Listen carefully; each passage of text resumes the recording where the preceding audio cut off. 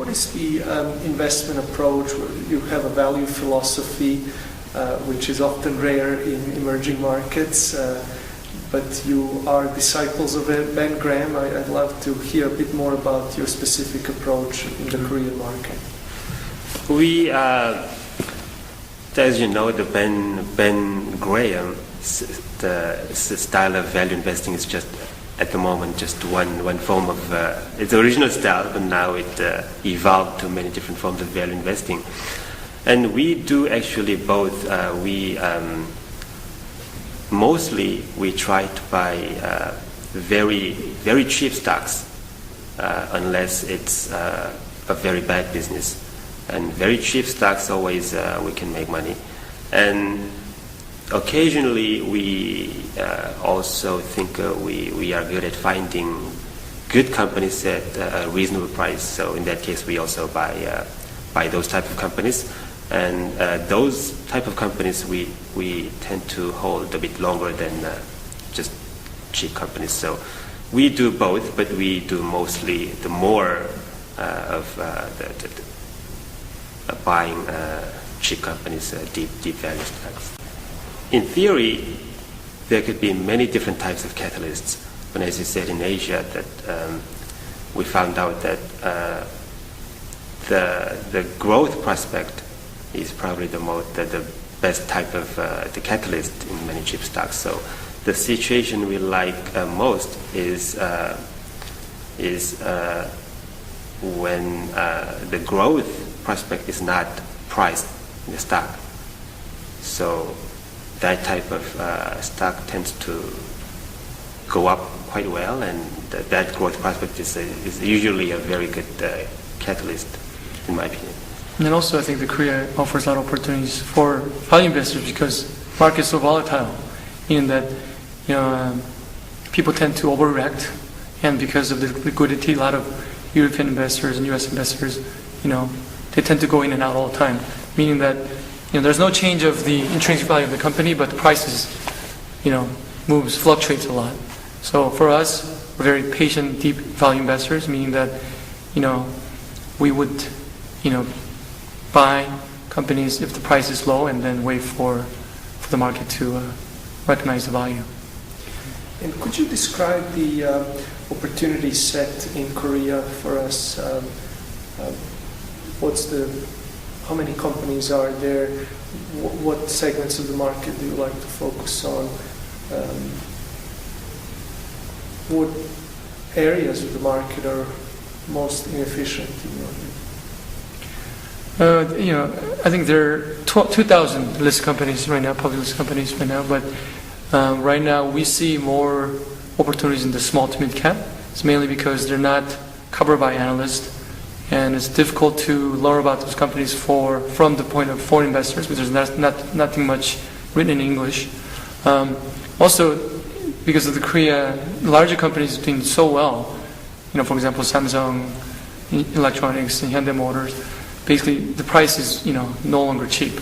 So I think it's not that we're focusing on small mid cap only, but at this time there's more value in small to mid cap. So right now we're not biased toward any specific industry, but we're now more active in this mid cap space, US $100 million range, and also we like to find companies with the high market share, market value with moat.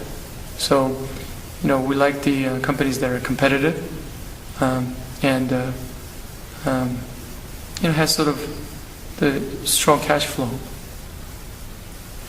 And we care very much about the company's business. We just don't look at the numbers, because in many cases, in Korea, probably the same in other countries too, weak companies tend to stay cheap for very long, probably indefinitely. So we look at the business, we analyze the business a lot, and we, of course, we buy mostly small and mid-cap stocks, but that's because mostly small and mid-cap stocks are cheap. Not because we just we have to buy small and mid caps. Sometimes large caps they fall to on the value territory, then we buy large caps too, if they're cheap enough, for example. Yeah, so we look at more on the balance sheet than the income statement. So typically, the companies would have, large cash holding and almost no debt. That's the companies that we usually like, especially during the sort of recessionary period where, we can't afford to have a big downside risk. So typically, our portfolio companies have strong balance sheet with very little debt. Very little downside risk. And in terms of, you mentioned, of course, the nets that you like, and ideally they're also good businesses and can grow. But in terms of the nets, what's the opportunity set there? How many of those companies can one still find in Korea?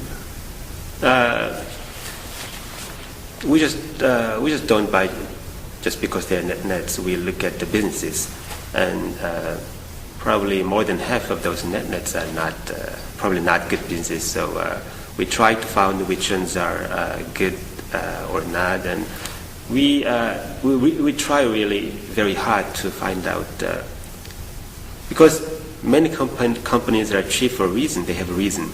So we try to find out the stocks which are traded cheap irrationally for no particular reason. So the list of net companies always varies depending on the market situation. For example, after financial crisis, there are a lot more. And right now, I think the number has been reduced. But the thing that we do is, so basically net companies will give us sort of the basic screening tools, but then we'll delve into more about the company, meet the management, and see if this is a permanent discount versus whether this is because of market situation. So we're looking at, out of right now maybe over 100, well, half of them probably, they're nets, but they're not, maybe not fit for our portfolio. But anything about half would be something that we'd look at. And also, we would like to have very strong margin of safety, a large margin of safety. So it kind of varies depending on the market situation, how the company is performing. But there are definitely a lot of companies. Actually, there are many other cheap stocks which are not really nets. So that's not the only area we look at. Right.